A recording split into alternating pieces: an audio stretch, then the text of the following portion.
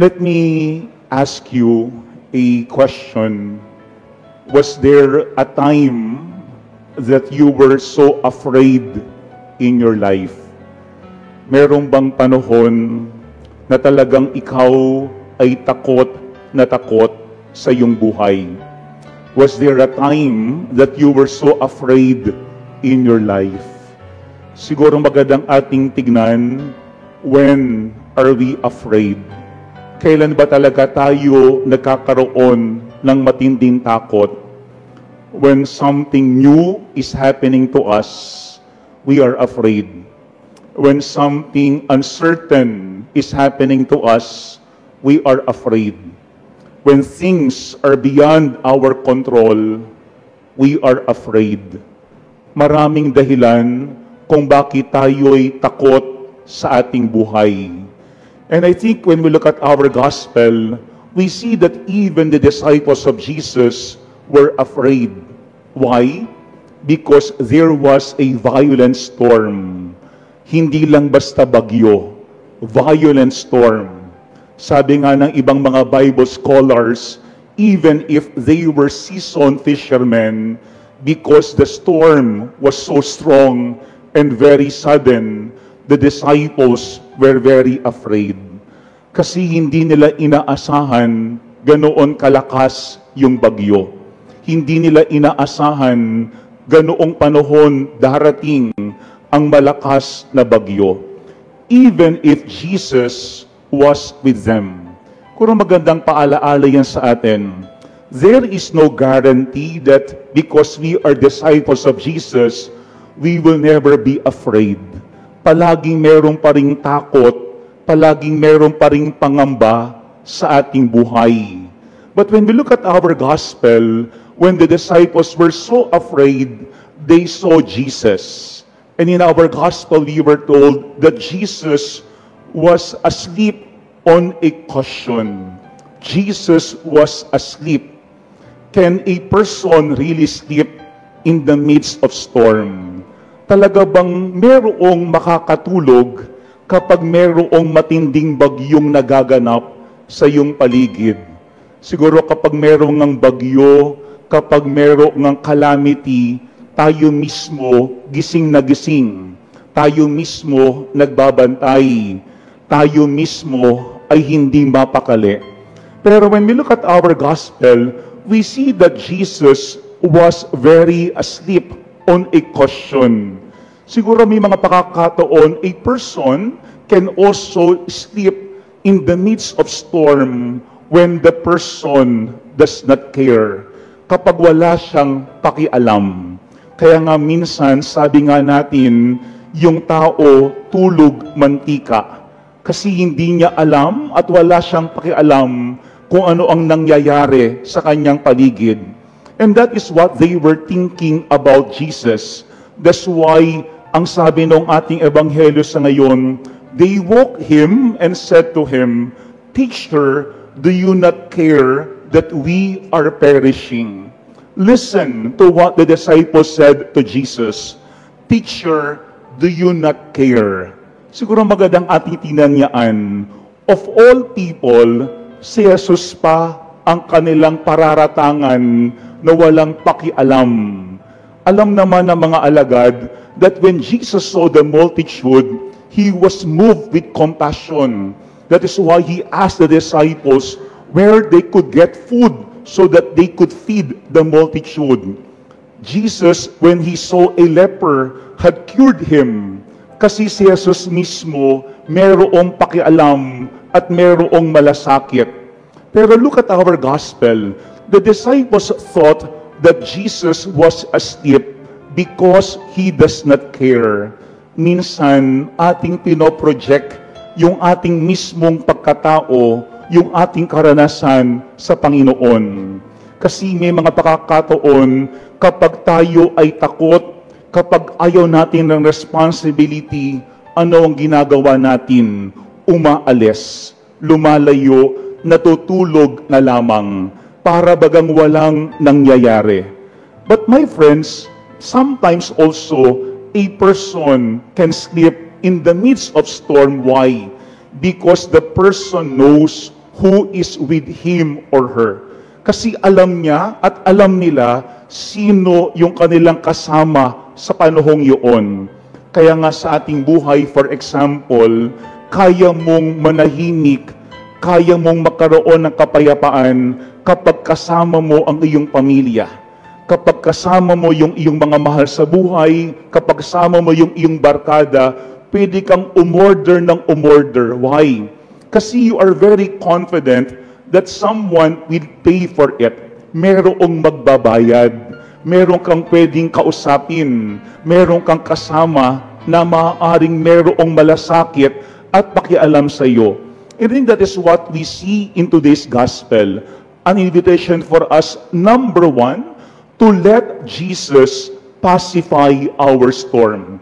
Yan ang unang paanyaya ng ating ebanghelyo sa ngayon. That we allow Jesus to pacify our storm. I like that word, pacify. Kasi yung salitang pacify came from the word pax, peace. Kaya nga sa ating ebanghelyo sa ngayon, nung kanilang ginising si Jesus, ano ang sinabi ni Jesus sa malakas na hangin at bagyo? Quiet, be still. And all of a sudden, lahat huminto at tumahimik. Nobody can do that. Not even the disciples. Sa ating buhay din, may mga pakakataon, we cannot command our storms to be quiet. Hindi natin kayang patahimikin yung mga bagyo sa ating buhay. And we are not also denying that there is a storm. Kasi may mga pakakataon, a person can also be in denial. Wala yan. Hindi naman talaga seryoso yung karamdaman. Wala naman talagang problema sa aming pamilya. Sometimes, we could be in denial and pretend that everything is at peace, na mayroong kapayapaan. Pero when we look at our gospel, alam ng mga alagad, mayroong bagyo. At sinasabi ng mga alagad na sila ay takot at nangangamba. Pero yan ang unang paanyaya ng ating ebanghelyo sa ngayon. We allow Jesus to pacify our storms. Yung hindi natin kayang patahimikin ng Panginoon. Merong isang magandang sinabi si Mother Teresa ng Calcutta. She said, if you want to make peace, you don't talk to your friends. You talk to your enemies. Kung gusto mo magkaroon ng kapayapaan, wag lang kausapin mo yung iyong kaibigan. Kausapin mo pati ang iyong kaaway. Siguro magandang ating tingnan, sino ba o ano ba yung mga kaaway at bagyo sa ating buhay na kailangan nating kausapin at kailangan nating hayaang si Jesus patahimikin ang lahat ng mga bagay na iyon. First, in our gospel, we are invited to allow Jesus to pacify our storms. Ano ba yung mga bagyo sa iyong buhay ngayon na alam natin nagiging dahilan bakit tayo nawawalan ng kapayapaan? And we do not deny that we are afraid. We are afraid that something is falling apart. That we are afraid because of that sickness that we think is incurable. That we are afraid that we could possibly lose our job. Marami mga storms na ating hinaharap araw-araw. Pero yaan ang unang paanyaya ng ating ebanghelyo sa ngayon. Hayaan nating si Jesus patahimikin ang mga bagyo na ating hindi kayang patahimikin sa ating buhay. But second, when we look at our gospel, we also allow Jesus to deepen our faith. Because when we look at our gospel, Jesus told the disciples, "Why are you terrified? Do you not yet have faith? Why are you terrified? Do you not yet have faith?" Mga kapatid, lahat tayo, meron tayong fear experience. And I think, mahalagang ating tinatandaan yung ating mga fear experience. Kasi yung mga panahon na tayo ay takot na takot, yung mga panahon na ang mga bagay ay beyond our control, yun din ang invitation for us to turn to God, to change yung ating fear experience to faith experience. yung wala tayong kayang gawin kung hindi ipagkatiwala ang lahat-lahat sa Panginoon. So that at the end of the day, we cannot say, dahil sa atin, kaya tayo nakalampas. Kung hindi dahil sa tulong ng Panginoon, kaya nagkaroon ng kaayusan yung ating buhay. Yan ang pangalawang paanyaya ng ating ebanghelyo sa ngayon. We allow Jesus to deepen our faith.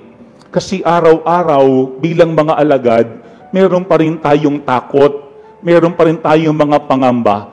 Hindi tinatanggal ng Panginoon yung mga bagyo sa ating buhay.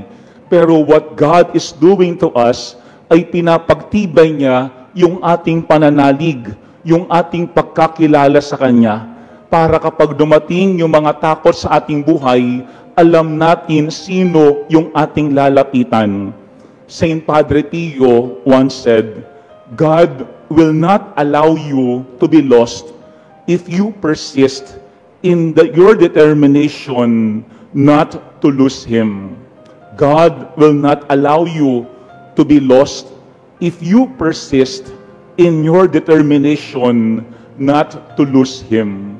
Mga kapatid, huwag nating hayaang tayo ay mawala sa piling ng Panginoon. Hayaan natin na yung ating mga takot ang maging daan para tayo ay mas mapalapit sa Kanya. Looking at our gospel, we could be at peace even if we are experiencing storms. Because number one, we allow Jesus to pacify them. Si Jesus mismo ang nagbibigay ng utos. Quiet, be still. Yung mga bagay na ating hindi kayang utusan at baguhin sa ating buhay, kayang-kaya ng Panginoon. And second, we allow Jesus to deepen our faith. Hindi porket meron tayong pananampalataya, wala na tayong mga bagyo sa buhay. Ang mahalaga, ating alam kung ano yung kayang gawin ng Panginoon kapag tayo ay dumarating sa mga pagsubok. Amen.